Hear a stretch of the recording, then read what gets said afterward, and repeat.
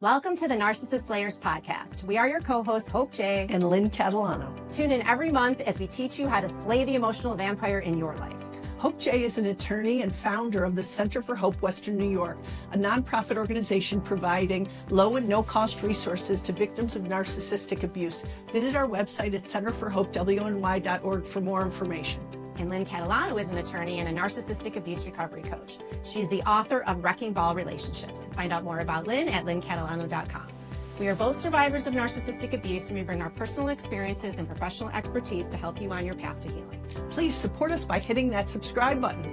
We are on YouTube and Spotify at the Narcissist Slayers Podcast. And follow us on Instagram, Facebook, and LinkedIn at the Narcissist Slayers Podcast. Send us your questions to narcslayers@centerforhopewny.org. Thank you for joining us on this journey. Together, we will help you slay the narcissist in your life and reclaim your power. Today, we have a very special guest, somebody that I am so excited to speak to and so honored that you have joined us today because I am a big fan of your work. Thank you so much. And it has, it's helped me so much in my personal life. So we're just really, really grateful that you came on today, and we have a lot to talk about. So our guest is Ross Rosenberg. He is an internationally renowned psychotherapist, educator, and author, best known for the human magnet syndrome and the codependency revolution. As founder and owner of the Self-Recovery Institute, he has pioneered the self-love recovery model, helping millions overcome codependency and narcissistic abuse. With over 35 years of clinical experience, Rosenberg's innovative approach blends compassion and science, empowering people worldwide to break toxic relationship patterns and build genuine self-worth. His global impact is demonstrated by 38 million YouTube views, 315,000 subscribers, 200,000 copies of his books sold in 12 languages, and his self-love recovery podcast ranking in the top 2% globally with over 325,000 downloads. Welcome, Ross. The pleasure and the honor is mine. Thank you for the invitation. So Ross, I've read your book multiple times now, and I think we're going to start just kind of asking you about the first chapter where you talk about your own ground zero moment where you confronted how your dysfunctional childhood and your relationship with your controlling and abusive father shaped you. Can you kind of walk us through that breakthrough moment and what it cost you emotionally to get there, and why confronting that specific relationship is so pivotal to your healing? My healing path, it hasn't stopped, but I know when it started. And that was when I was around 17 years old and at a treatment center for drug abuse. I found out why I was using so many drugs. And that was I was terribly hurt, injured, traumatized because I once was my dad's, and I quote this, favorite child. We were inseparable and he was my idol. And something went wrong, namely puberty. and I developed an opinion. And it was at that point I was replaced and I became almost nothing to him. And that crushed me. And it was that trauma, and of course the trauma that preceded it that was less visible, it put me on a path of self-destructive relationships, namely my adult romantic relationships. So that was my ground zero when I realized in this treatment center that if I'm going to survive, I have to find a way to individuate, become separate and independent, because that whole pull was extremely toxic. At the time, I didn't have the terms narcissist, codependent. You were 17, right? Yeah. And so I also said when I grew up, when I grow up, I want to be a therapist. And I dreamed big. And the biggest dream that I had was at the time, because there was a TV show called Frasier. One day I want to write a book and be a radio talk show host. They didn't have YouTube back then or podcasts. Yeah. What an amazing, I guess I just wanted to point out that, you were only 17. You're in this treatment center for recovery from addiction, and you mentioned that your parents were actually the ones that put you in there. But what an insightful thing for someone that young to Yeah, recognize that, when you talk about individuate, to recognize that the relationship with your father was, even part of the reason why you felt you needed to learn how to set these boundaries so that you could get healthy as such a young person. well, it was interesting because I had the breakthrough was this moment of time where I realized how lonely I was. And you know what? I've told this story over and over again, and it still gives me goosebumps, but it was like a dam broke through. And I felt so much pain of loneliness. And I wrote this poem. It was the first thing I ever wrote. And it was the Yeah. first time that anyone ever said, hey, you might be smart. But I would later discover 30 years later that loneliness, or what I call pathological loneliness, is a core component of codependency, or what I call self-love deficit disorder. So yeah, that was the opening that Right. that would eventually take me time to, I would have to make a lot more mistakes before I started to figure things out. Well, Ross, first of all, so grateful that you're here today. Thank you.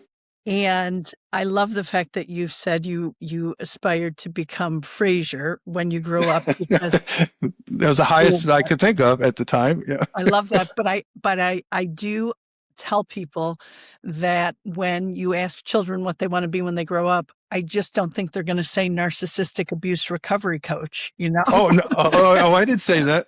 I said I wanted to be a psychotherapist. Well, no, that's my role. So Oh, okay. Okay. Yeah. Did you grow up and did you have that moment of time that you No, wanted? I will. Oh, I okay. will tell you the roads. It was like Yogi Berra. If you saw a fork, you should take it. So, my road diverged in a wood many times. So Yeah. I have been a lot of different things already, and who knows what I'm going to be when I grow up. But right now, I'm a narcissistic abuse recovery coach, and I found Hope J, and here we are today. So It's funny because I came up with this idea. I never was poised to specialize in codependency or narcissism. I came up with this idea about how a codependent and narcissist match like a dance couple, and I wrote this small little essay, and people liked it, and I expanded it, and then it became a training, and I get and people liked that, and I traveled around the United States giving it, and then it became a book. But Right. before that, I was a therapist with many different hats, but I would never in a million years have guessed that I would become this expert on narcissism, because my job is to help people recover from narcissistic abuse. But it just happened. So, Ross, by the way, I just want you to know, because of how important this is, that little essay that you wrote, that's one of the materials that we make sure that all of our participants that go through our narcissistic abuse recovery workshop, that's part of our codependency, the section that we do on codependency. So I found your work a long time ago, and it has resonated with me from the beginning. Well, I got one better for you. So Hope and I have been working together now, I don't know, going on 5 years, maybe. Yeah. Mm-hmm. And in the beginning, she kept referencing your work. And I was like, who's she talking about? And she was like, she used the term fix your picker all the time. Okay. I'm a broken picker. Yes. And I actually said that to a client, and the client said to me, where did you get that from? And I said, oh, it's Ross Rosenberg. This is. I probably got it from someone else. Yeah. That's how it works. Well, we share the same client, though, you and I. So that's like an off topic, but I just thought it was hilarious. So yes, there are less than 6 degrees of separation in the world, so that so we're all connected. But I like to say that the what you're referencing is the essay. It's called Codependency Don't Dance, and that's in my book, The Human Magnet Syndrome. Yes. Fantastic. Yes. Fantastic. So, Ross, many people assume that narcissists are simply selfish or evil, but your work suggests something more complex. Can you explain how narcissism can be formed in the context of childhood trauma? Well, evil is a very subjective term and often has religious connotations. So I tend to be more scientific and research-based. And I'm a psychotherapist. I'm a clinician. I've been a psychotherapist for 38 years, and I rely on what I've been taught, and that is the use of our diagnostic statistic manual. which is a DSM, to understand mental health issues. And so narcissism, as people talk about, is narcissistic personality disorder. It is a specific disorder. And because this narcissism is so generally misunderstood, in my books, I created a theory and an explanation that talked about the gradations of narcissism, that on the very end of a continuum is this personality disorder. So you can be narcissistic, but it's with a certain type of person that they have that personality disorder, which by definition means they don't think they have a problem. They think you have a problem, and therefore are often going to not seek help or psychotherapy. Lynn and I actually have, we've discussed this topic often on our podcast, how are narcissists born or are they made? And you go through. Oh, they're born. You have a very detailed explanation where you go through basically the whole continuum of narcissism in your book, all the way to the very end, antisocial personality disorder. So Yes. I'm sorry, you had when I said one of the topics of our podcast was, are narcissists born or made? And I'm curious what it is that you think. So first of all, I consider what I call pathological narcissist to be one of three personality disorders: narcissistic, borderline, and antisocial personality disorder. And these disorders, in my life, my professional opinion, but really my life opinion and my experiences, they are created. They are created as a result of severe attachment trauma. So in a family in which there is a narcissistic parent, and more often than not because of the human magnet syndrome, a codependent or a self-love deficient parent, the child that makes the narcissist feel good about themselves, the child that can mold themselves, that can be the princess, the prince, the hero, the child, that narcissist attaches to that child conditionally. And that child eventually will grow up to be codependent or self-love deficient. But the child who cannot figure it out, the child who's the bad seed, the bad child, the child that angers or disappoints the narcissist, that child not only gets little to no attachment from one of his parents, but he is often abused, ridiculed, abandoned. So the experience of attachment with most normal people gives us all the healthy psychological interpersonal skills that we use in our adulthood. But when we have attachment trauma, that also plays out in our adulthood, and the child who got no attachment, they suffered extreme psychological harm and trauma during the most important developmental phase of their life. And that's where the personality disorders are born. And that the damage is so severe, and the anger and the rage and the shame is so big, it's sequestered and it's moved offline, disassociated permanently from the awareness and the memory of the narcissist. They don't know it. And they can't tell you about it. They can't reflect on it. But what they can do is do what they learned early on as a child, is to do whatever they can to make them happy. And they lack empathy, sympathy, remorse, and so on. Right. So essentially, their development is completely Arrested.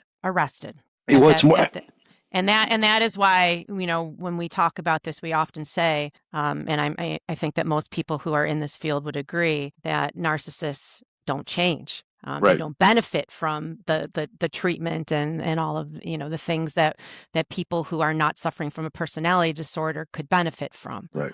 Yeah. So, but I want the word arrested development is a good term, but it doesn't quite describe it. It's worse than arrested development.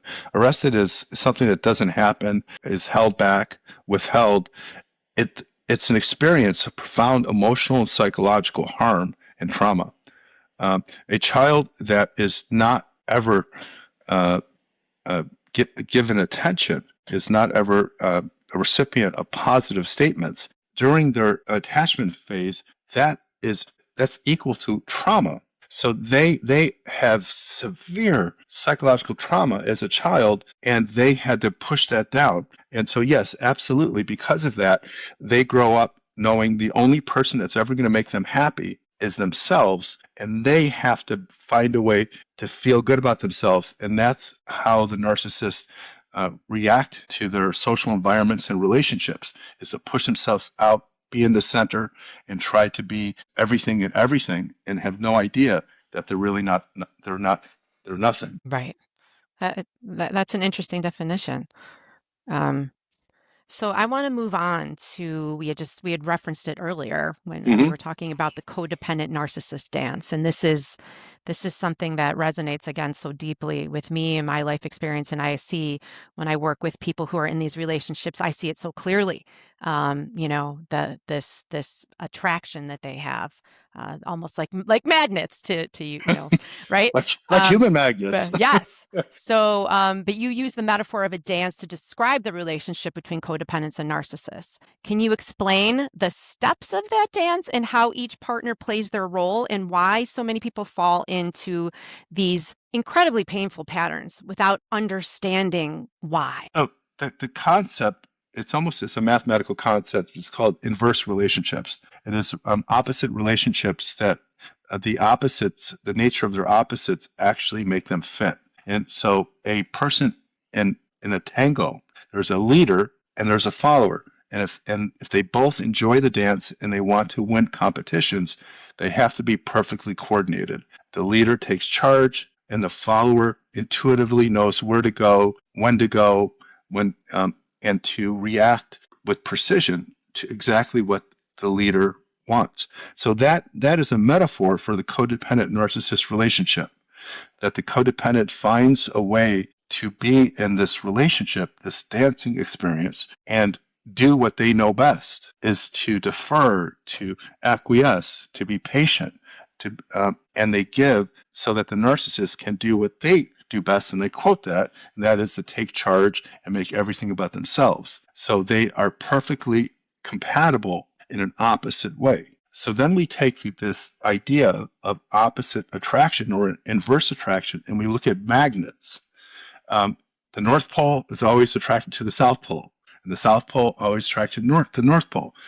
So I came up with this perfect metaphor of human magnets, which would inspire the name of my book, The Human Magnet Syndrome, of how the codependent feels attracted to, pulled to, irresistibly, without knowing, unconsciously, to a narcissist. And narcissist feels the same attraction. And it is powerful, it is commanding, and it happens over and over again. It's not a fluke. Every codependent I know, and I'm talking about, okay, I'll leave room for 99% of the codependents I know, because there's always exceptions. They have the same story, that all of their relationships, romantic relationships, are with narcissistic individuals because it fits.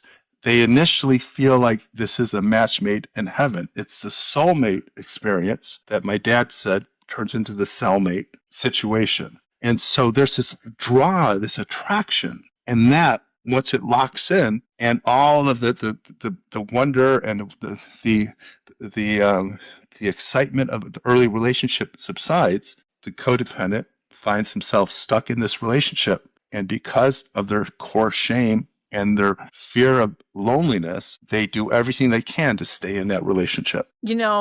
I think my next question, really, you answered most of it. So you really laid out the human magnet syndrome thesis really just now, and described how magnetic-like attraction, or this chemistry, brings together these oppositely matched partners in a breakup resistant relationship where what begins as enchanting fantasy later unfolds into an endless seesaw of hope and disappointment.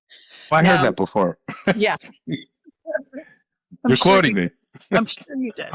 But can you tell me, so you really talked about, you really explained what creates this this opposite love between codependents and narcissists just now. But what I'd love for you to do is really talk about why does it feel so compelling and real in those early stages? So let's go back to the attachment experience. The child who's going to be an adult codependent, they learn early on that they are lovable when they can change themselves, they can accommodate, they can forgive, they find out that they feel safe and loved when they can like erase their needs. And that became a coping strategy. Remember the story about me as a teenager? Well, I didn't know I did that, but I'm sure I did that so I can be close to my dad because there was no other kids that was close to him. The story goes, when my sister was born, um, he doubted the doctor's statement that he had a daughter and went in and took off her diaper and found out that she didn't have a penis. And then he just had to wait to his next child. And that, of course, is me. And so the narcissist, as we talked about, cannot attach. And so that creates what I call is a relationship template. It's this unconscious guidance system, an unconscious set of rules that make us move forward in relationships that fit our personality. So if a codependent meets a narcissist, codependent feels comfortable when they talk and they listen and they empathize and they take care of, and that is makes them feel good. And the narcissist feels good when they talk, get to brag, get to share how much they're upset about everything, and then they find someone that listens to them, and they feel such a strong positive attraction because it fits the chemistry, the unconscious connection, which is the matching of relationship templates. The narcissist needs someone that will sacrifice and listen. The codependent needs someone to take care of. And when they meet someone that meets their physical preferences and other preferences, because there is some conscious matching going on, it feels perfectly. But they don't know it's because they're matching up with the relationship templates. All they know is that narcissist is sexy and they are sweet, and the codependent, and the narcissist thinks they hit like a jackpot. They got someone that will listen to all of their stories of their 7 divorces and their bankruptcies and still smile and want to hold their hand and ask them, are they okay? And this is all happening on an unconscious level, most of it, though, right? It's an Because attraction, it's like yes. it's something that, and I talk about this a lot. Like it's like our brains are almost wired this way. And I've made this comment a lot. Like before I did a lot of work on myself, if you put me in a room with 100 people and one of those people was a narcissist, it would almost be like we were homing pigeons, right? Like exactly. It's you feel comfortable. There was a moment of time when I was in therapy. It was after a divorce, and I was working really hard on this. I hadn't yet come up with the names that would become my book, but I was starting to figure something out. And I went on this date, and I knew there was something wrong with her. And boy, was there. But I felt so intensely attracted to her. And I remember thinking to myself, she is so bleeping broken, and that's why I'm attracted to her. Mm-hmm. Well, that therapist voice in my head was not nearly as strong as the codependent who just said, go for it. And so I became, over time, conscious of the unconscious pull. And it is virtually impossible to break that spell unless you figure out and heal that a trauma and that created the core shame, pathological loneliness.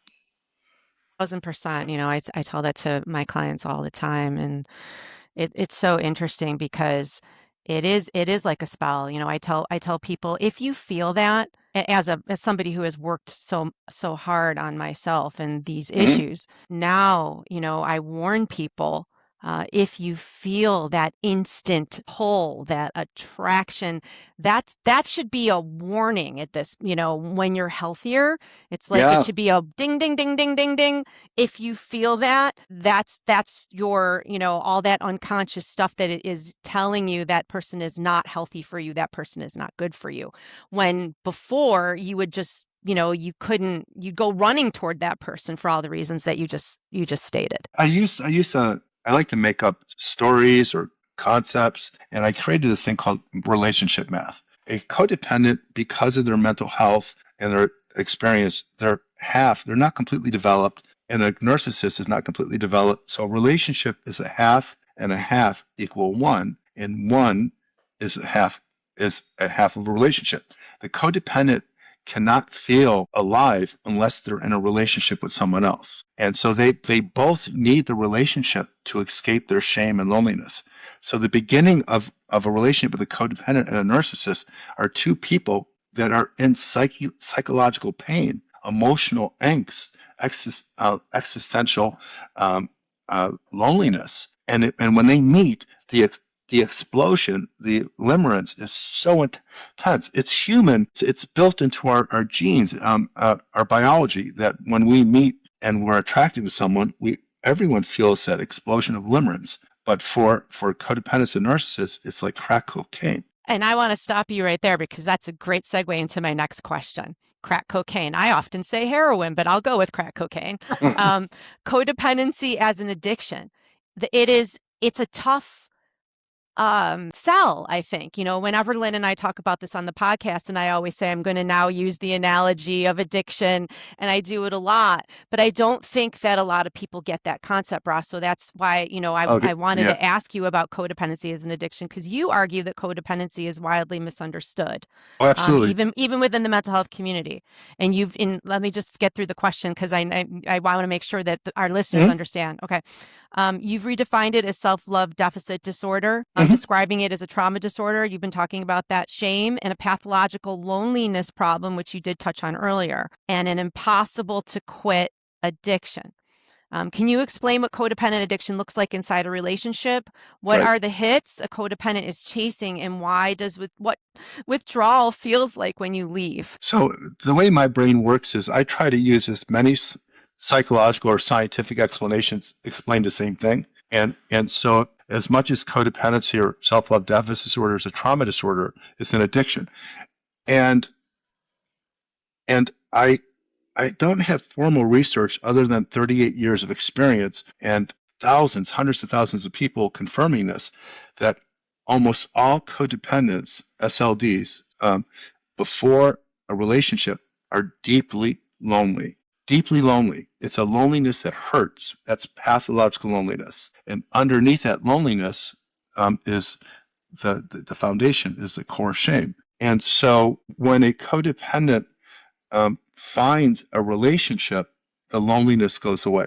So what I use is this addiction model, saying that the codependent is addicted to a relationship so they can avoid the withdrawal symptom of loneliness. Loneliness is the withdrawal symptom of this addiction. And so everyone that I know of, except the ones that dissociate, and I have a special name for those codependents, they explained that they can't stand being alone, so they hop from one relationship to another. They rebound because the idea of being alone is so incredibly painful. So if we look at it as an addiction, it helps my clients because I prepared them for if they're married and they're going to get divorced, I prepare them for what they don't know yet, that they're going to go through intense loneliness and they have to come up with a plan, because that loneliness, like any addict, like when I tried to quit smoking and I haven't had a cigarette in 15 years, that compulsion to just have a little bit more, one more, it drives us. It overtakes all of our intellectual and cognitive capacities, and all we can think about is being in a relationship so the pain goes away. So in that sense, it's an addiction. The relationship is the addiction. It's not the narcissist. Codependents struggle at being alone because of the loneliness. Wow. Ross, I want to skip to the next chapter in your book about chemistry, about relational chemistry. You explore relational chemistry and how the differences between positive, neutral, and negative chemistry shape our relationship choices, and often below our conscious awareness. Like we just don't recognize this. Can you give us a deeper analysis of this phenomenon? Like, how does someone who grew up in dysfunction come to experience toxic chemistry as love and healthy chemistry as boring or even repellent? So chemistry really is a universal phenomenon that everyone experiences that matches people up in romantic relationships. It's like you feel it. It's strong. It draws you.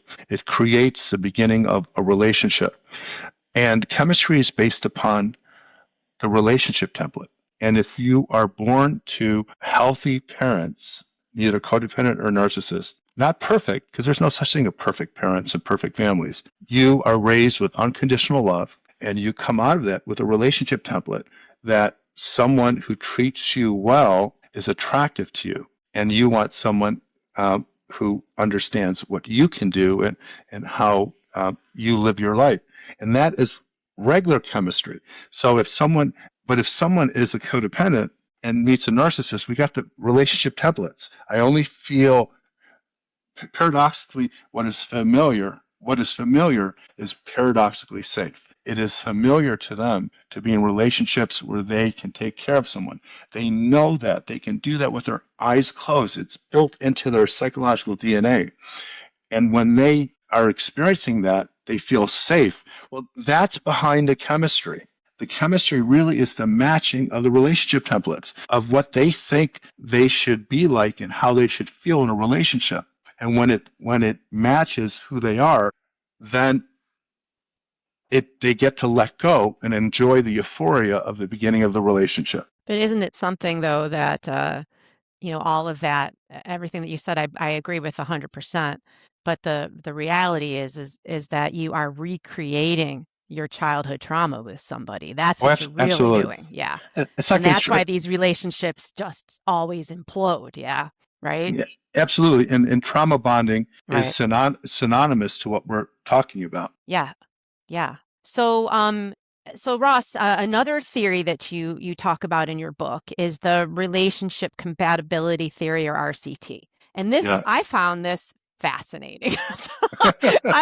I really did, because I don't know, it just it really gives I'm not good at math. I'm going to be honest. Okay. Oh, I suck at math too. I'm not good at math, but this Yeah. I understood. Yeah. And not only did it help me to understand like my own situation at the time when I first stumbled upon your book, Mhm. but I have used this relationship compatibility theory to to share with other people to try to help them understand how this works. So but you use a scale of 5 to or -5 to +5 to quantify imbalances in love, respect, and care. And can you explain how that continuum works in practice and what it reveals about a person's relationship patterns, and how understanding where you fall on that scale can be a genuine turning point? And I have one additional question on that I didn't put here, but I'm just curious if you might answer it. Is if you're a person and you're a certain you're falling somewhere on that scale in one relationship, is it possible, Ross, that in another relationship with somebody else that you might fall somewhere else in a different on that scale? But we can save that to afterwards. Yeah, I'm going to try to remember. Okay. So let me begin by saying any scientist to understand a problem, there has to be a discrete explanation for the problem. So when we're talking about bipolar disorder, everyone understands what bipolar disorder is. When we're talking about schizophrenia. And so what I did was I created a simple definition for codependency. It is a person who gives all the love, respect, caring, trust, and protection in a relationship, wants it to be reciprocated, but because of their choice with a narcissist, it's not, and they stay in the relationship. That's a simple explanation of codependency. And then I expand upon that, but that's another question and for another time. So what I did was I created a continuum of the distribution of love, respect, caring, trust, and protection, LRTCP. In the center of this continuum is this hypothetical equal distribution. As one person gives as much as they take. To the left is a person who gives all of the LRCTP, and that's the -5. To the right is a person that needs all of the LRCTP. So at the very right is the narcissist, the personality disorder. They're a +5. Don't confuse the positive and negatives as qualitative components. The codependent that gives it all up is a -5. To determine if a relationship is stable and matched, the two numbers have to equal 0. A -5 and a +5 is 0. So that means it is going to be a match, but dysfunctional. A match made in hell. Yes. And if someone is a +2, which is not narcissistic, but a little bit, that they like themselves. And if someone is a -2, not codependent, but a little bit deferential, -2 and +2 equals 0. And that relationship is stable. And so it actually quantifies the human magnet syndrome. And it also explains what happens when a SLD or codependent starts therapy and they get healthier. Things start to get uncomfortable. They start to not work, and the narcissist gets worried and anxious and starts to sabotage or do anything they can to get the codependent back to where they were because the numbers don't match anymore. So it is a simplistic use of math, simple math, addition and subtraction, to explain opposite attraction and the balance, the dysfunctional balance, and also to explain even further the definition of codependency of the LRCTP distribution. Right. Wow. So, Ross, if you could talk about human magnet syndrome in real life, I think our listeners will really appreciate this. Can you share some real life examples drawn from your clinical work or your own experience of how the human magnet syndrome rules play out for couples caught in this cycle? For example, I've been saving this one for you. I grew up with a narcissistic father and a codependent mother in a normalized, high conflict power dynamic. In your experience, what's the most effective way to help people who grew up in this situation rewire their internal attraction compass so they stop unconsciously seeking out partners who replicate the trauma of their childhood home? Is to force that person to fully understand the most important concept of my reformulation of codependency to self-love deficit disorder. Self-love deficit disorder can be understood by a simple pyramid. At the bottom, at the foundation, is attachment trauma. Attachment trauma creates the next level, which is core shame, this fundamental belief that you're not lovable or likable unless somehow you change. From the core shame is pathological loneliness, this existential disease that you don't feel right in your skin or your life unless you're in a relationship. It's this bone-aching pain. And from that, the next level is the addiction. It's this compulsion, this pull to be in a relationship so that the pain of the loneliness, the somewhat subconscious shame, and the unconscious attachment trauma go away. And at the very top of the pyramid is everything we know about codependency, all the traits and characteristics. And so I created a treatment program called the Self-Love Recovery Treatment Program. And there are many things that are and this would go well beyond your question, but there are many things that are involved in that treatment program, but a primary focus is on the trauma, is to resolve, to integrate the trauma that is stored in our brains offline. We've disassociated from that trauma. We can't get to it from regular talk therapy. It doesn't matter how good the therapist is. So by understanding the nature of the attachment trauma and the other constituent elements of the problem, healing can occur so that you are not playing the role of a child in your adult relationships. You are now the person who is now self-love abundant. That's the cure. With self-love abundance, the human magnet syndrome changes. The relationship template changes. Your unconscious attraction patterns change, and that happens spontaneously when you start to love yourself and build a life of self-love. And this is LRCTP. It's love, respect, caring, trust, and protection. Wow. Wow. I just want you to know, as offline, or as an aside, Hope calls me a unicorn because although I had that, I have been married for nearly 27 years. Yeah. And in a very healthy relationship. So she often asks me, how? How did this happen? Like, You know what? There are exceptions, and I am not going to guess why, but there are exceptions, and unicorns are great. so you think I'm exceptional? Okay. I absolutely do. I think, and I think your partner is exceptional too, Well, and the thank guy you. who's recording this is exceptional. Everyone on your team. Well, thank you. Thank you. So, your book frames codependency in terms of what you call the dysfunctional baton, this Mhm. generational passing down of dysfunction, like of all the Yes. things we pass down, the physical issues and Yeah. whatnot. This is just one more in the package. So my mother's codependency felt like a form of victim martyrdom, if you will, that was almost as difficult to navigate as my father's narcissism. How do you address the unique challenges of grieving a codependent parent who, while not the primary aggressor, often enabled the abuse through their own lack of boundaries and self-worth? It's a Well, good question. okay, first of all, you start off with a reference to a chapter I wrote about how codependency and narcissism are generationally transmitted. They go Yeah. from Yeah. generation to generation. Yeah. And I use the analogy of a track team and within that track team, the baton, really the relay race is passed on to the next generation.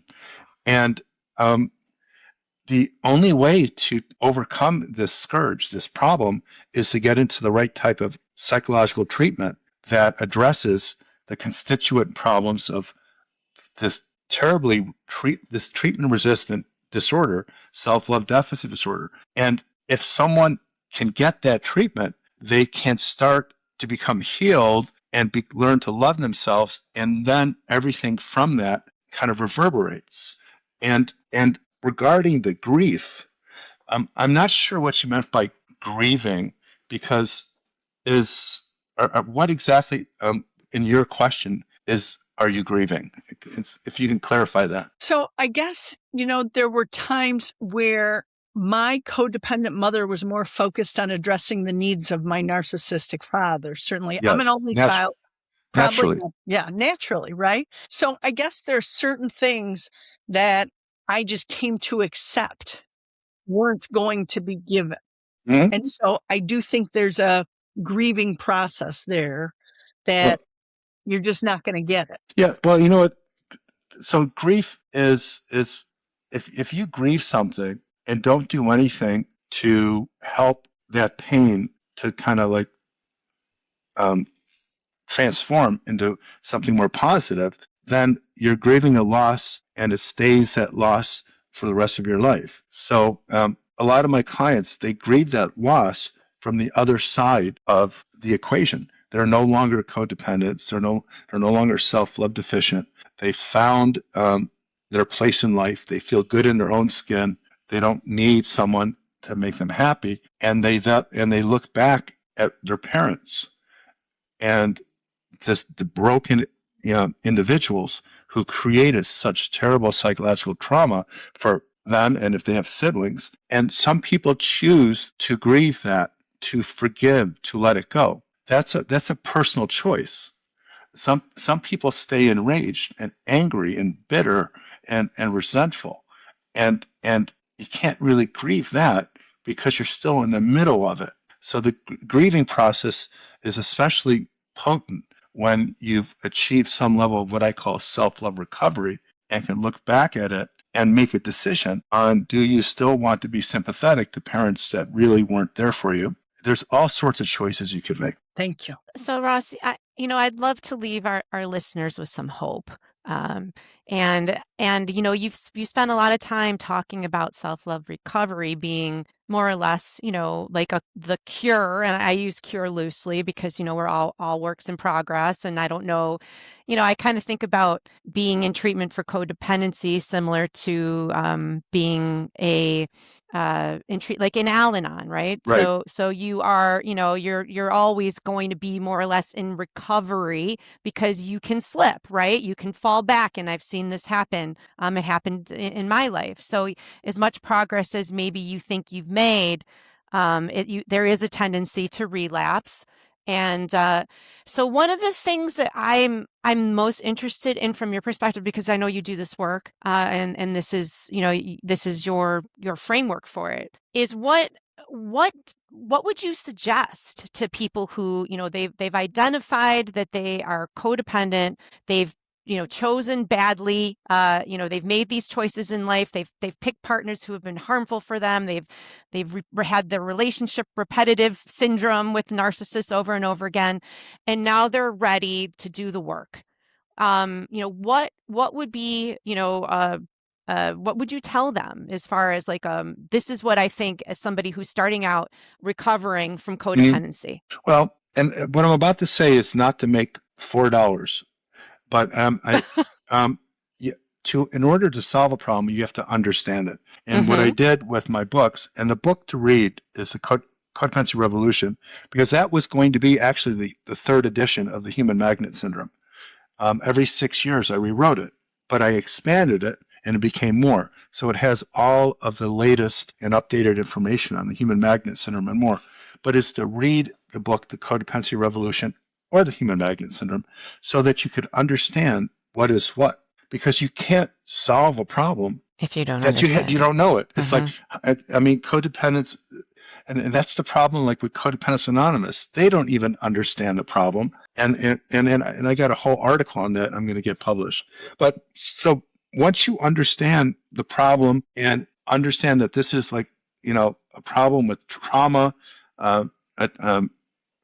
shame, loneliness, and so much more, then find someone who is a psychotherapist who understands the problem and has a therapy that creates a solution. Would you recommend EMDR in these circumstances? EMDR is just one piece of the puzzle, and it will not in any way solve the problem. It is 100% ineffective by itself to solve self-love deficit disorder. EMDR is a good tool, and too many people rely just on that.